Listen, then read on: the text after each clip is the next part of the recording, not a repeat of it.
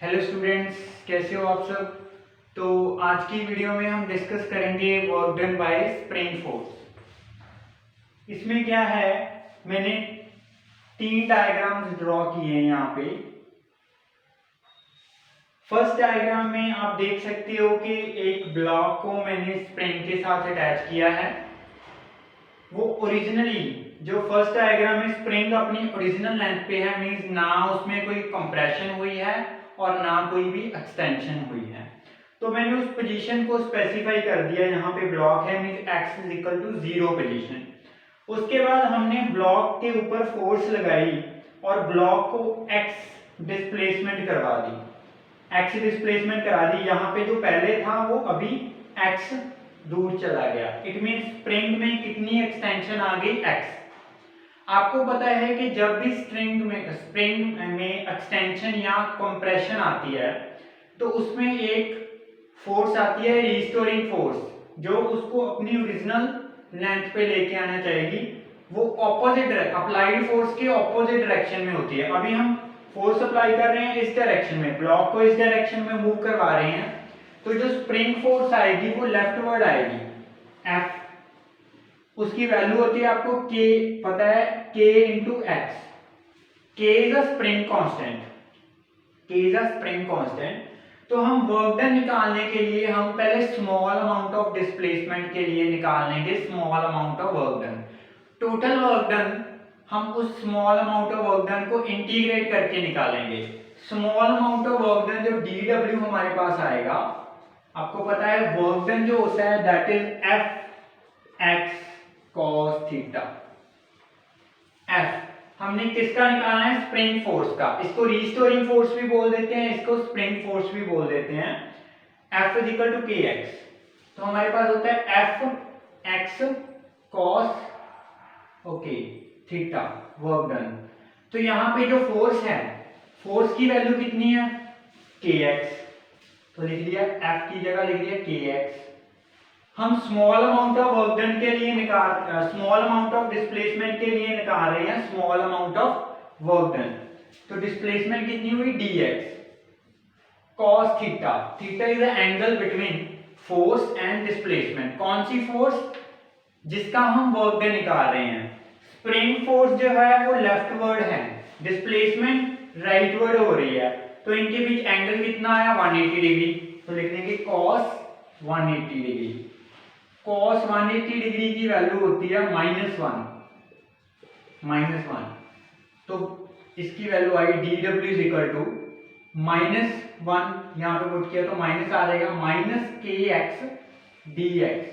Total amount of work done निकालने के लिए हम इसको इंटीग्रेट कर देंगे। w is equal to integration of dw integration of -kx dx। Limit x की लिमिट लगा लेंगे, कहां से कहां तक निकालना है, 0 से लेके x डिस्प्लेसमेंट तक निकालना है। 0 से लेके x डिस्प्लेसमेंट तक निकालना है, 0 टू x। ओके, नेक्स्ट क्या किया, k जो है दिस इज स्प्रिंग कांस्टेंट, ये कांस्टेंट है, तो कांस्टेंट चीज को आप इंटीग्रेशन से बाहर लिख सकते हो। w is equal to negative k को बाहर लिख दिया, ये बना integration of 0 to x dx।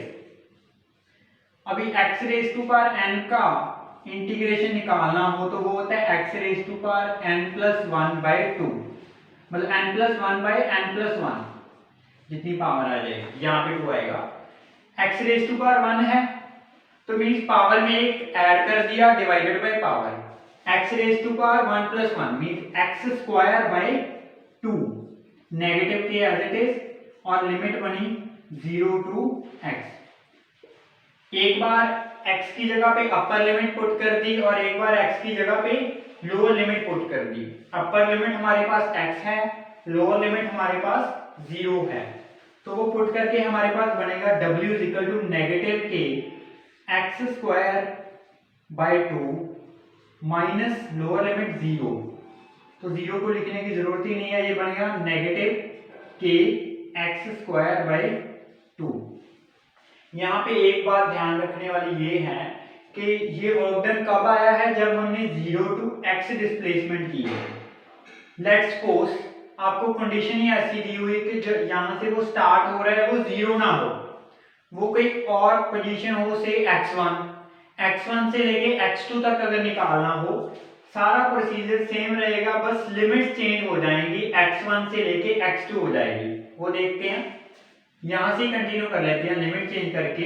हमारे पास w क्या आएगा जब हम डिस्प्लेसमेंट x1 से लेके x2 तक कर रहे हैं, नेगेटिव के इंटीग्रेशन करके कितना आ गया था x² 2, तो लिमिट लगा दी x1 से x2, upper limit minus lower limit, negative के 2 को पहली बार लिख दिया, अपर लिमिट कितनी है x2 square minus x1 square.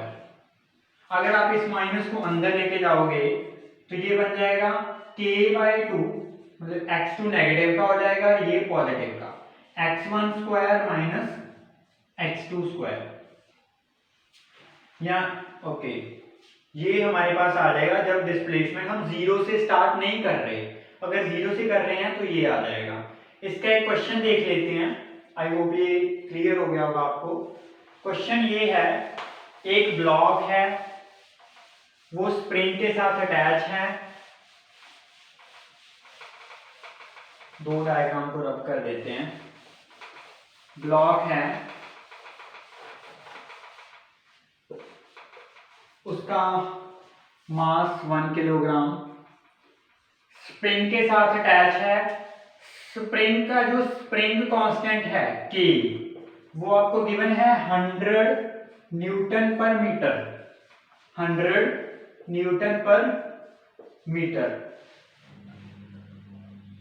आपने वर्क डन कैलकुलेट करना है in moving a block from 4 centimetre, ये ओरिजिनल लेंथ पे है 0 पे, आपने कैलकुलेट करना है 10 centimetre to 40 centimetre, 10 centimetre to 40 centimetre.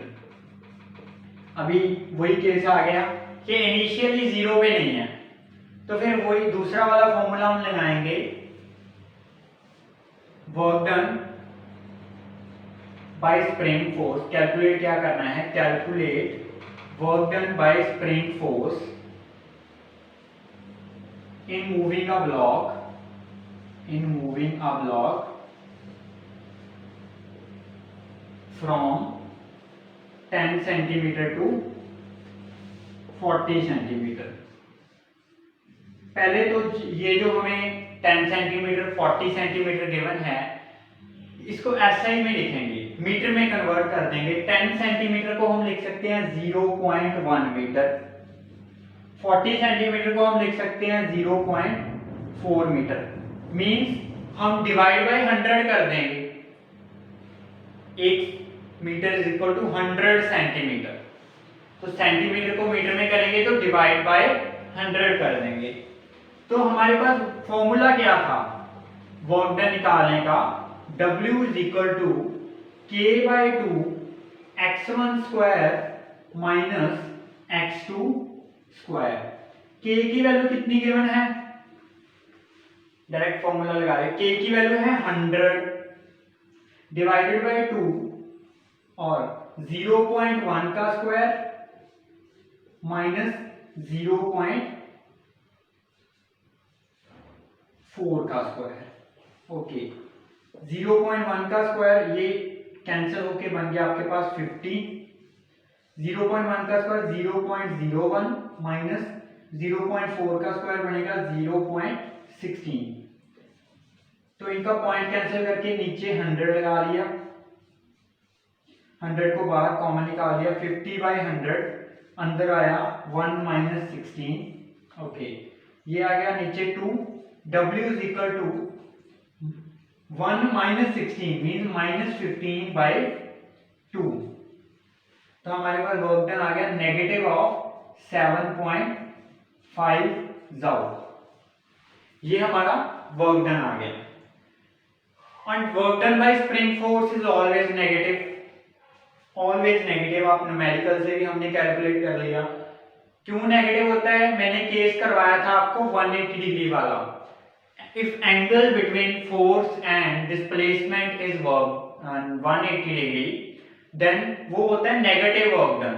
Negative work done, हमने positive work, negative work, zero work किया था। तो स्प्रिंग फोर्स, इस केस में स्प्रिंग फोर्स और डिस्प्लेसमेंट के बीच एंगल कितना रहेगा, 180 डिग्री। ओके, ये तो डायरेक्ट आपने निकाल दिया, फॉर्मूला आपको पता था। बट अगर मैं जीरो वाला केस ले लूं, मैंने जीरो, जब डिस्प्लेसमेंट जीरो से स्टार्ट की थी, उस केस में मैंने वर्क डन निकाला था, दैट इज नेगेटिव के एक्स स्क्वायर बाय 2।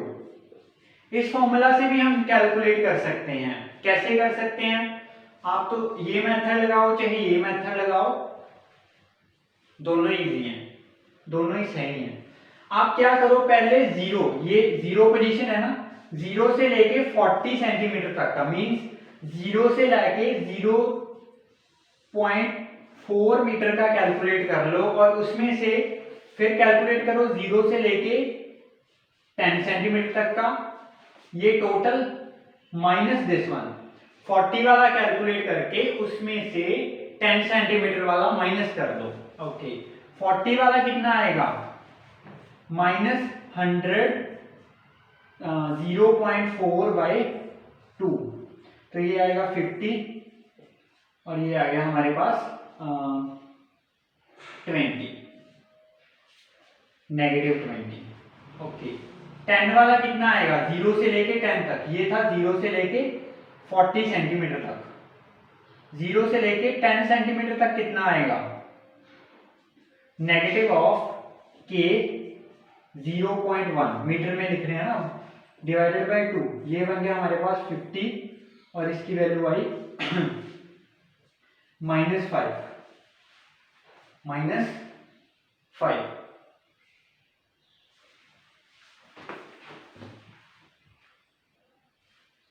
ओके, यहाँ पे सॉरी एक्स स्क्वायर है, 0.4 इंटू 0.4 आएगा, एक्स स्क्वायर है, तो इनका पॉइंट कैंसिल करके नीचे क्या बनेगा, 100, एक जीरो इसका एक इसका, ये कैंसिल हो गया, 4 इंटू 4 16/2, -16/2, ये बन गया -8। ओके, 0 से लेके 10 सेंटीमीटर तक कितना आएगा, नेगेटिव के 0.1 इंटू 0.1 डिवाइडेड बाय 2, इनका पॉइंट लगा के नीचे 100 आएगा, पॉइंट कैंसिल करके, तो ये आ गया हमारे पास नेगेटिव ऑफ 1/2, उसको नेगेटिव ऑफ 0.5 लिख सकते हो। तो मैंने क्या बोला था, इस केस में आप 40 तक का कैलकुलेट करके उसमें से 10 वाला माइनस कर सकते हो, तो आपके पास 10 to 40 सेंटीमीटर का वर्क डन आ जाएगा। -8 में से आप ये वाला सब्ट्रैक्ट कर दोगे, minus of -0.5, minus minus plus हो जाएगा, -8 plus 0.5 which is equal to -7.5 joule. तो यही हमारा इस केस में वर्क डन आया है। आप किसी भी मेथड से करो, दोनों सही हैं। ओके, तो आज के लिए इतना ही करेंगे, नेक्स्ट वीडियो में हम नेक्स्ट टॉपिक करेंगे। Thank you.